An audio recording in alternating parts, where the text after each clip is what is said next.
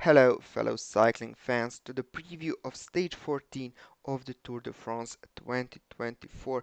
Before we dive into the profile of this exciting mountain stage in the Pyrenees, before we talk about the favorites, potential breakaway riders, weather, and the bookmakers' odds, let's do a quick recap of Stage 13, won by Jasper Philipsen in a sprint in front of Van Aert, Ackermann, Girmay, Arndt, Stuyven, Russo, Kokar, Pogacar, and Varenskot. If you see Pogacar in ninth, you know that the stage was hard and a lot of guys were attacking, many of whom I mentioned in my preview of this stage, Mohoric, Lascano, Abrahamsen, Court, and Mathieu van der Poel. Everyone would try to go. Eventually, they were reeled in by Ineos, Visma, and Sudal.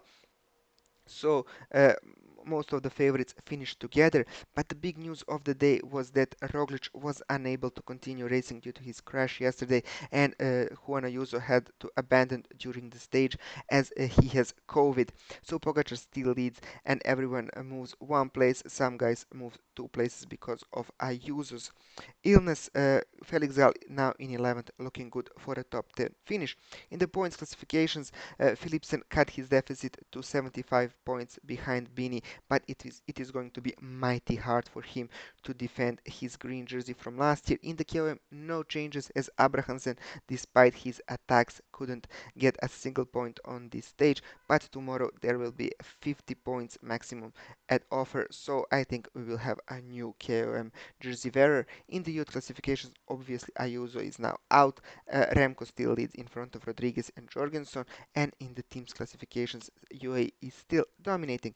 So, stage 14, mountain and stage 152 kilometers from the city of Po to Plada de mountaintop finish. We have some 4,000 meters of elevation gain tomorrow, but before we start talking about potential race scenarios, don't forget to subscribe to my channel so you never miss a preview of a Grand Tour stage on my channel ever again. Hit that notification bell, and I have to say massive thank you to everyone who subscribed during this Tour de France. My channel is really growing and I can't tell you how happy that makes me. So first 71 kilometers is almost completely flat, so it will be really hard for the climbers to build a gap from the peloton. Maybe they can try with some rollers to help them from their teams, but it will be a fierce first 2 hours of racing for sure. Then we have Col du Tourmalet, 19 kilometers at 7.4%. Really steep climb, mythical climb in the Tour de France. Some 70 kilometers of downhill before that, and then we are going straight to the second categorized climb, Roquette d'Ancison, 8.2 kilometers at 5.1% before the 10 kilometers downhill, 5 kilometers in the valley, and final climb to Plada de 10.6 kilometers at 7.9%. So throughout the day we will going to the southeast of France and finishing near the Spanish border, as we can see on this map here. This is called the Tourmalet. It is pretty consistent considering the grades, but it is the steepest near the end. Last 3 kilometers 10.9, 7.2, and 9.8%. So I think that the big breakaway can actually form here, but then again, is it too late in the stage? Can UAE now play their second card? We saw that they tried with Adam Yates today, but uh, so far their main goal was we need to win this tour with Tadej Pogacar. But since they saw that Jonas Vingegaard is in great shape, can they shift their focus a bit to we just need to win this tour? Maybe try to go with Yates and Almeida on the attack tomorrow. Team Visma, yes, they did a wonderful job in the first 13 stages. They covered all Jonas Vingegaard's weaknesses. They didn't lose any time in the gravel stage, in the winds. They did perfectly, but now it's time for the mountain part of the team to do their job, and they didn't look great so far. Only Jorgensen is showing some form. Kelderman is goodish, let's say, but far from some superior form. Wout van Aert doesn't look that great. They don't have anyone else for the mountains. Okay, Bart Lemon is there, but this is his first Tour de France, and I don't know if he can help a lot. However, I think that their team is probably looking more to the third week where Jonas has the upper hand. He is amazing third week racer. Those final stages suit him, and I think that that will be the time for them to attack. So now we have to see what Team UAE wants to do. This is called Duplada de the final climb of tomorrow's stage. First 3 kilometers really steep, 9, 10.6, 11.7 percent, but then it flattens out a bit, and the final like 5 kilometers are not that steep, 5.7, 4.4, 7.2, and last couple of meters are 2.9 percent. So if you see the map, we see that there is a one hairpin tour in the last 4 kilometers. Then we have these two hairpins in the last kilometer and two sharp right hand turns in last 200 meters. So positioning can be crucial here.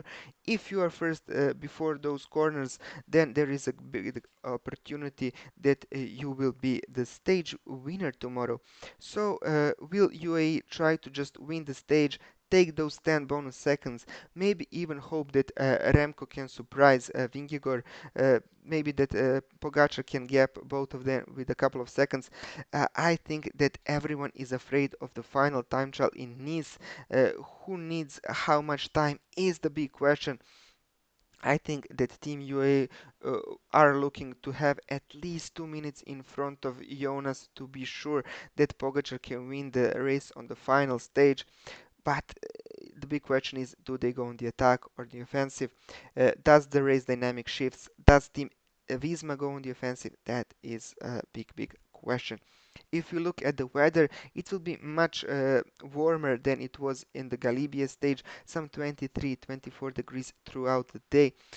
Wind on the final climb will be pretty strong, some 5 meters per second, so that is like 20 kilometers per hour, and it will be mostly crosswind, somewhere even headwind, so that can be quite tricky for the attackers.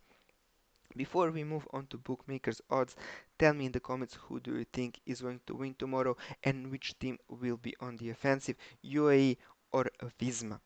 And bookmakers obviously have a Pogacar and Vingegaard tied for the winner tomorrow in front of Simon Yates, Ricard Carapaz, Thomas Pidcock, Roman Bardet. Those are all potential breakaway riders. Buitrago as well. Then Remco Emeco, Felix Gall, Ben Healy, Derek G, Giulio Ciccone, Jay Hindley, etc. Yes, Red Bull have to attack. UAE, Uno X is always on the offensive. Movistar have to go. Enric Mas looks horrible. They just didn't have any luck to win a stage in this tour, even though they weren't that bad. So they will probably try to go on the offensive tomorrow as well. But it is such a hard stage for the breakaway to succeed. Last 80 kilometers are just up and down, and that is what suits teams like UAE. They can control the breakaway in the beginning with Soler and Sivakov, then Almeida and Yates can take over. Okay, they lost Ayuso, so it will be a bit harder now, but I think they have to go for Pogacar tomorrow. This is a good chance to make another stage win and extend his lead over Vingegaard. Thank you all for watching. Massive thank you for everyone who subscribed. Don't forget to subscribe. Like this video if you like my comments about Tour de France.